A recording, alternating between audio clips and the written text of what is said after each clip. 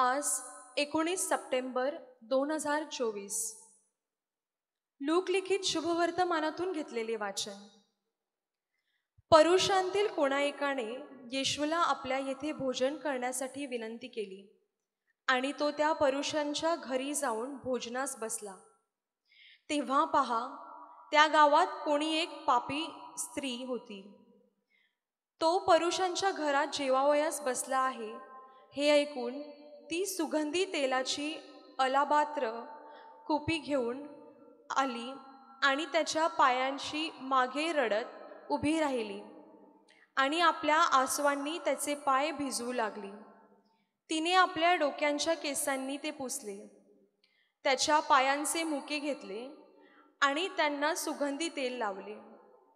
तेव्हा ज्या परुषांनी त्याला बोलावले होते त्याने हे पाहून आपल्या मनात म्हटले, हा संदेष्ट असता तर आपल्याला शिवत असलेली स्त्री कोण व कशी आहे, म्हणजे ती पापी आहे हे त्याला ओळखले असते।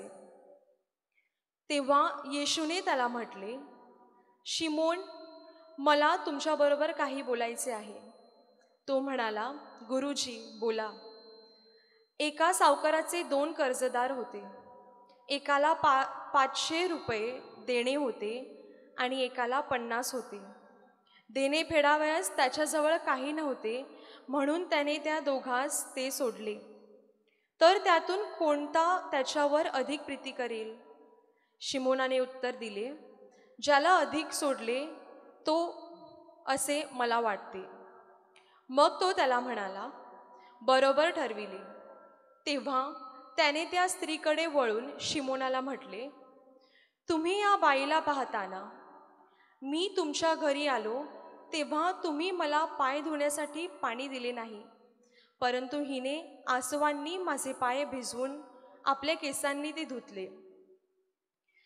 तुम्ही माझा मुका घेतला नाही, परंतु मी आत आल्यापासून हिने माझ्या पायाचे मुके घेण्याचे थांबवले नाही। तुम्ही माझ्या मस्तकाला तेल लावले नाही, परंतु हिने माझ्या पायास सुगंधी तेल लावले। या कारणास्तव मी तुम्हाला सांगतो, हिची जी पुष्कळ पापे आहेत त्यांची क्षमा झाली आहे, कारण हिने फार प्रीती केली। ज्या थोडक्यांची क्षमा झाली आहे तो थोडी प्रीती करतो। मग त्याने तिला म्हटले, तुझ्या पापांची क्षमा झाली आहे। तेव्हा त्याच्याबरोबर भोजनास बसलेले आपसात म्हणू लागले, पापांची क्षमा देखील करणारा हा कोण? मग त्याने त्या स्त्रीला म्हटले, तुझ्या विश्वासाने तुला तारले आहे, शांतीने जा।